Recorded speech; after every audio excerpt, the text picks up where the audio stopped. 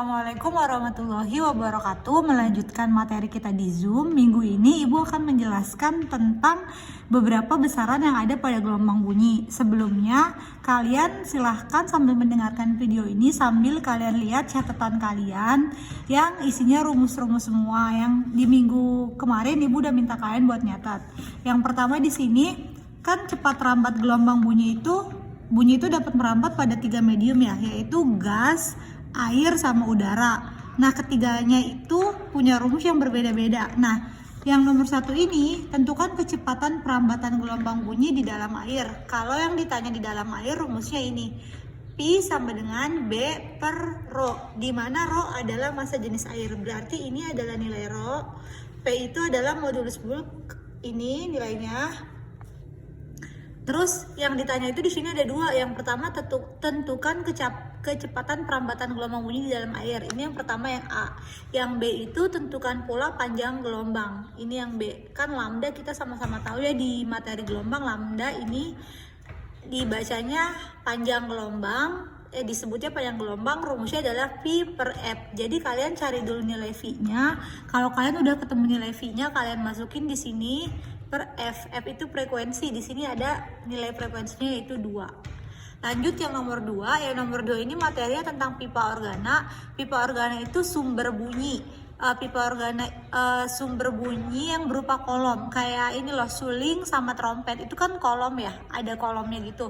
Pipa organa itu ada dua, ada yang terbuka, ada yang tertutup. Nah, di dalam soal ini yang ditanya adalah pipa organa yang terbuka kedua ujungnya memiliki nada dasar dengan frekuensi sebesar 400. Nada dasar itu F0. Diketahui F0-nya adalah 400. Yang ditanya itu nada atas pertama, nada atas kedua, nada atas ketiga. Ini gampang banget, tinggal kalian kalikan. Jadi nada atas pertama itu nilainya 2, nada atas kedua nilai 3, nada atas ketiga nilainya 4. Dikali FO. FO adalah 40. Tinggal kalian kaliin semuanya.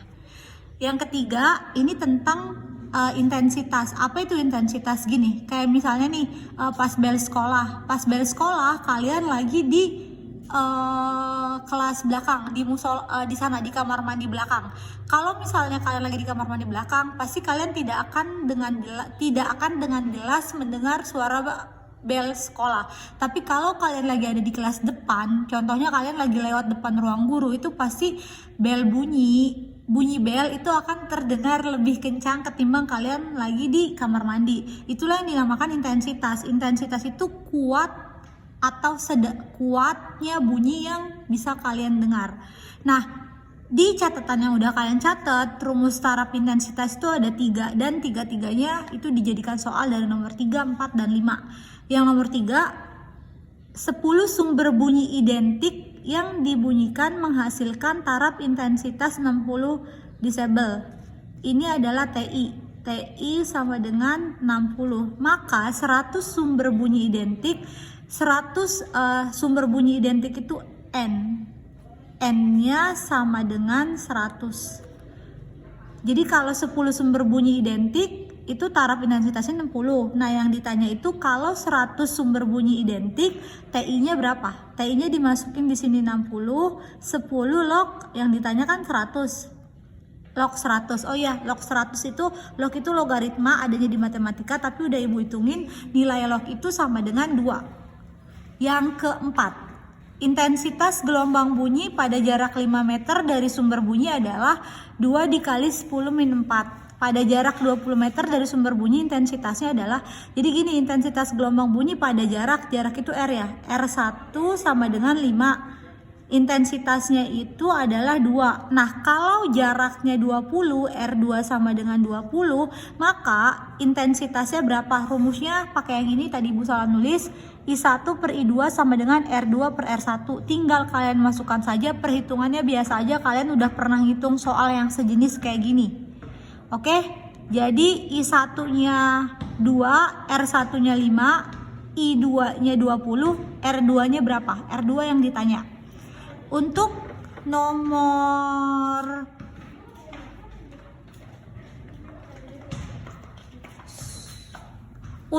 nomor 5, sebuah sumber gelombang bunyi dengan daya 50, daya itu P, memancarkan gelombang ke medium sekelilingnya yang homogen. Intensitas radiasi gelombang tersebut pada jarak 10 R.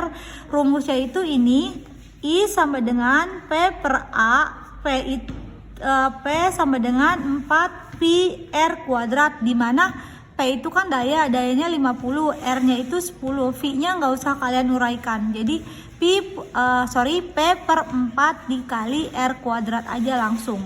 Nah, yang ke-6 dan yang ke-7 ini materi tentang efek Doppler. Silahkan kalian bikin sendiri rumusnya, tapi rumusnya dari sini. Apa itu efek Doppler?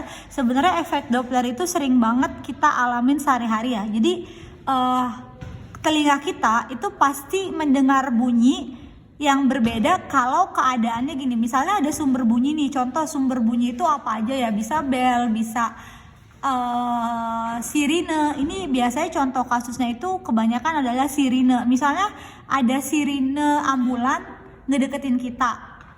Kalau sirine ambulan ngedeketin kita, pasti kita bakal mendengar bunyi itu lebih kuat. Nah, kalau misalnya si mobil ambulan itu menjauhi kita, pasti kita akan mendengar bunyinya itu lemah. Jadi itulah yang dinamakan efek Doppler.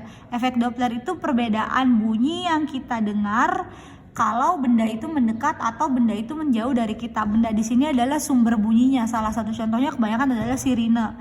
Di sini, efek Doppler punya rumus. F adalah frekuensi pendengar. Pendengar itu kita. S itu sumber. Sumber itu kalau di soal nomor 6 sumbernya adalah kereta api. Kalau di soal nomor 7 ini nih, suatu sumber bergerak. Pokoknya sumber itu bisa kereta api, bisa mobil ambulan, mobil polisi dan lain sebagainya. F sama dengan P plus minus Pp per P plus minus Ps dikali Fs. Fs adalah frekuensi sumber. Di sini yang paling penting adalah Pp ini nilainya bisa positif bisa negatif dengan ketentuan Pp nilainya positif apabila pendengar mendekati sumber. Pp bernilai negatif apabila pendengar menjauhi sumber. Ps anggapnya S itu setan aja. Kalau setan ngedeketin kita maka nilai kita negatif. Jadi kalau sumber bunyi mendekati kita atau mendekati pendengar maka nilainya negatif. Kalau sumber bunyi menjauhi pendengar nilainya positif. Setan ngedeketin elu pasti hawanya negatif dong kalau kita kebanyakan dideketin setan. Kalau setan ngejauhi kita nilainya positif. Nah, untuk soal nomor 6 dan 7 silahkan kalian cari rumusnya sendiri, tapi rumusnya ini karena baik nomor 6 dan nomor 7 yang ditanya itu sama. Yang ditanya itu adalah nilai F. Saya ambil contoh ya, yang nomor 6 biar kalian gak bingung. Sebuah kereta api bergerak dengan kecepatan 72 km per jam. Anak IPA udah kelas 11 harusnya sudah bisa merubah kilometer per jam jadi meter per second. Itu harusnya udah hal dasar lah. Sebuah kereta api bergerak dengan kecepatan, berarti ini kan PS. Soalnya kereta api itu sumber bergerak dengan kecepatan 72 km per jam. Silahkan kalian rubah dulu ke meter per second. Mendekati stasiun sambil membunyikan peluit yang berfrekuensi 940 Hz. Nah, ini adalah frekuensi sumber. Fs sama dengan 940 Hz. Kecepatan bunyi di udara itu untuk nilai V nih. Ini nilainya sama semua, ini nilainya adalah 340, sudah ketentuan. Frekuensi bunyi yang didengar oleh orang yang berada di stasiun sebesar frekuensi bunyi yang didengar, berarti efek. Karena yang ditanya adalah frekuensi pendengar orang yang berada di stasiun sebesar, berarti nggak punya nilai pipe. Kan posisinya orang lagi di kereta. Orang lagi berdiri di stasiun, kereta mendekati, berarti pipe-nya sama dengan 0. Kenapa pipe-nya sama dengan 0? Karena orangnya diem aja. Nah, sekarang kita bikin rumusnya ya. Fp yang ditanya, Pi 340. Kita lihat nih, pipe-nya mendekat atau menjauhi sumber. Karena di sini kan kasusnya orangnya diem aja ya, berarti dia mendekati ya, jatuhnya mendekati Pi plus Pi Pi. Nah, sumbernya mendekati. Karena kan kita lagi berdiri kan, lagi berdiri di stasiun, lagi berada di stasiun, dia mendekati berarti nilainya minus PS gitu. Dikali Fs. Ini ditambah ini dikurang ini, terus dibagi, baru hasilnya dikali Fs, seperti itu. Nomor 7, suatu sumber bunyi, ini PS, meninggalkan pengamat yang berada di belakangnya dengan kecepatan ini P-nya nilainya nggak 0, ini P lagi, ini P, ini Fs. Yang ditanya sama F. Silahkan kalian cari rumusnya, tapi dari sini. Maksudnya cari rumus tuh kalian pikir sendiri apakah nilainya positif, P-nya apakah PS-nya nilainya negatif. Terima kasih. Assalamualaikum warahmatullahi wabarakatuh.